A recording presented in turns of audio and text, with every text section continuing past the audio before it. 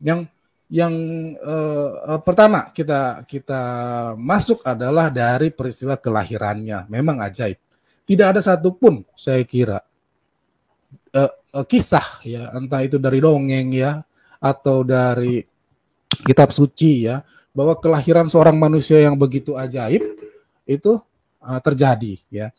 Sekalipun di pihak sana hanya ditiupkan dari, mohon maaf, dari bawah begitu ya, kemudian menjadi manusia, tetapi dan dari Kristen itu melalui penyampaian dari malaikat kepada Maria, tetapi keduanya mengandung makna bahwa Isa atau Yesus ini ajaib. Ya, kemudian tadi Bang Gia udah sampaikan ya, dia bisa berbicara sejak buayan ya. Itu kan hal-hal yang berupa mukjizat ya, berupa mukjizat. Kemudian sama-sama juga mendapat apa istilahnya pemberitahuan terlebih dahulu ya dari malaikat. Ya, kesamaan tokohnya ada, perbedaannya juga ada. Ya. Oke, lanjut lagi. Kemudian dikatakan juga di dalam kitab tersebut bahwa ia lahir dari perawan suci. Kalau dikatakan suci, berarti ya kita sangat menempatkan itu istimewa ya. Tidak ada saya temukan literasi dunia yang manusia bisa sesuci itu ya. Artinya betul-betul langsung keluar dari mulut, tanda petik ya, sabda Allah bahwa ia suci begitu. Ditulis di dalam kitab suci. Ya. Kemudian maaf siapa? Ini saya minta waktu sedikit lagi ya, saya akan selesaikan. Kemudian apa namanya? Ia juga mempunyai mukjizat lain ya, diantaranya kan kita tahu bahwa di pihak sebelah mempercayai ya bahwa Isa itu juga membuat burung gitu dari tanah liat atau dari lumpur apalah begitu ya. Kemudian ia juga digelari ya bahwa dia terkemuka di dunia dan di akhirat gitu. Nah, kata terkemuka itu seharusnya menurut saya ini pendapat pribadi ya, mungkin perlu direvisi ya. Sebab kalau dikatakan terkemuka, tidak ada lagi sebetulnya yang kata itu berarti yang paling ya. Terkemuka di surga itu ya cuma Allah kan gitu, cuma Tuhan ya, Allah ya. Sehingga kalau ada orang lain gitu maknanya bisa saja saya berpandangan bahwa maka benarlah iman itu bahwa ia terkemuka sama ketika ia saat menjadi sang firman tadi. Itu kembali lagi menyatakan ketritunggalan itu jelas begitu. Nah itu Bang yang bisa saya ikut berkolaborasi dari sisi yang sama persepsi dan yang antagonis ya. Saya ingin dalam konteks ini apa yang menjadi penyampaian saya hanya tujuannya kepada kita semua yang internal ini dalam pembahasan Bang Gea. Terima kasih Bang. Terima kasih Paman. Ya, kita berikan ke yang lain dulu sebelum ke polemikus ya. Bocah cilik, apakah keluar suaranya seperti yang tadi keluar begitu saja? Bocah cilik, halo, selamat malam. Selamat malam Bang Gea. Ya, selamat malam. Silakan Pak Paman Bocah. Terima kasih telah diberikan kesempatan kepada saya untuk menyampaikan sesuatu. Mohon izin Pamanda RT, Bro The Way. Apa yang dijelaskan Pamanda RT panjang, lebar, kali tinggi, sebetulnya lebih dari cukup. Kalau memang untuk mencari kebenaran. Permasalahannya apa yang mereka sampaikan bukan untuk mencari kebenaran, Pak. Apapun yang dikatakan, seandainya toh kita mengatakan oh ya sama, mereka akan mengatakan berbeda. Kita ikutin berbeda, mereka akan mengatakan sama dengan berbagai dalih argumentasi, melintir kata, apapun lah itu. Jadi memang ini cuma masalah apa sih sebenarnya tujuan mereka. Menurut saya tidak lain dan tidak bukan hanya untuk menyerang keimanan kekristenan saja. Sementara seperti itu saja Bung Kia yang perlu saya sampaikan. Kalau yang lain-lainnya, aduh sudah diborong Pak RT semua dan semuanya sudah sangat-sangat jelas.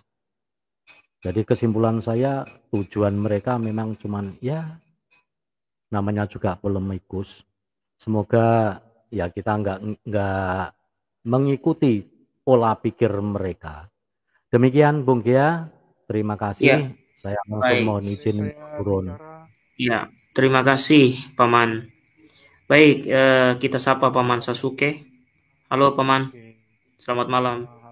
Selamat malam semua ya. Apakah suara saya terdengar Malam. dengan baik? Ya, Suara saya terdengar. terdengar Silakan. ya? Sudah. Ya, Begini. Teman-teman semua, saya nggak tahu apakah kalian sudah tahu atau mungkin belum tahu. Jadi saya anggaplah belum tahu. Jadi saya mau memberitahu. Kalau kita mau mencari tahu tentang Al-Quran, jangan pernah mempelajari Al-Quran mengikuti urutan QS. QS 1, baca QS 2, baca QS... Nggak akan bisa ketemu. Kamu pasti bingung. Dan mereka itu pun bingung sebenarnya. Tapi satu-satunya cara yang paling tepat mempelajari Al-Quran adalah mengikuti kronologisnya. Karena Al-Quran itu ada kronologisnya. Apa itu kronologisnya? Surah turun. Ikuti, bacalah. Jadi kamu lihat dulu dari internet, surah turun pertama apa, surah turun kedua apa, surah turun ketiga apa. Terus bacanya dari situ. Dari situ ikutin mempelajarinya. Maka kita akan punya kesimpulan sama semua bahwa ini karangan. Dan untuk mengalahkan mereka, kita harus menggunakan kronologis. Jangan hanya dengan satu ayat. Kita gunakan kronologisnya. Misalnya yang dibahas tuh di surat turun ke-19. Periksa dulu surat turun 18, 17. Ada nggak kaitan dengan yang ke-19? Ternyata nanti di semua itu ada. Semua berkaitan. Itulah pertama untuk mengalahkan mereka. Jangan mengutip satu ayat saja, tapi ikutin kronologi sebelumnya dan sesudahnya yang topiknya sama dengan itu. Ikutin dari surah turunnya ya. Itu yang pertama saya mau bilang sama teman-teman semua. Kedua, mereka ini pada dasarnya adalah sama dengan sifat Allahnya. Dia mengutus iblis, menciptakan iblis untuk menyesatkan, tapi dia sendiri adalah penyesat. Ya kan? Nah, jadi mentalitas menyesatkan itu tersimpan dalam diri mereka. Sadar atau tidak sadar, mereka ingin menjadi seperti Allah mereka. Si Allah itu menyesatkan orang, mereka ingin menyesatkan. Jadi mereka merasa sah. Makanya mereka selalu berusaha ngomong ngalur ngidul. Mereka sadar omongan itu bertujuan untuk menyesatkan. Tapi mereka tidak pernah merasa risih melakukan itu karena mereka meniru junjungan. Mereka tahu bahwa Allah mereka itu menyesatkan. Dan kita dianggap kafir kan? Kafir, biarlah dia tersesat. Nah, disesat-sesatkannya kita. Itulah sebabnya mereka melakukan seperti itu. Mereka dengan sengaja membalik-balikan itu. Mereka tidak pernah mau bertanya. Mereka tujuannya untuk menyesatkan, memang begitu. Karena ada yang dia tiru. Itu yang kedua. Yang ketiga, masih ada waktu ya. Yang ketiga, kita harus bisa membedakan yang mana Allah Israel dan mana Allahnya orang Arab. Nah, itu ibaratnya begini. Seorang ayah, dia pasti mengetahui mana yang baik dan yang buruk. Karena dia lebih dulu jadi ayah. Tapi ayah yang baik mengajarkan kebaikan kepada anaknya. Dan memperingatkan hal-hal yang buruk untuk tidak dilakukan. Itu ayah yang baik. Tapi ayah yang jahat, dia tahu hal yang baik dan yang buruk.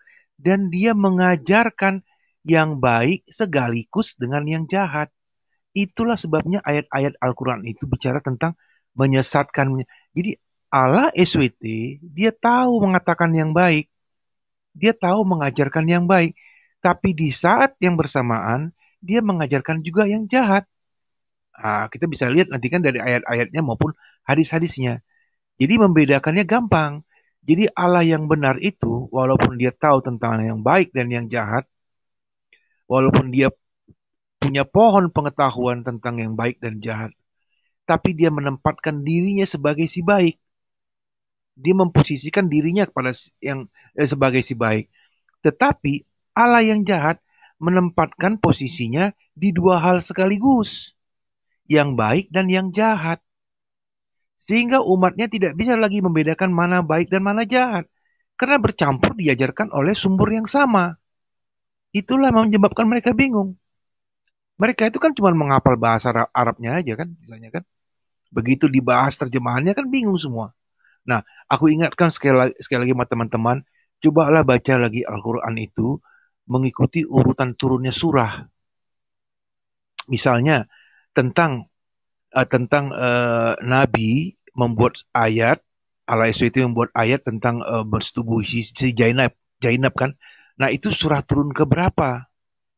Nah, kamu akan cek di surah turun sebelumnya, misalnya, saya lupa ini ya, itu tentang Yusuf, Nabi Yusuf.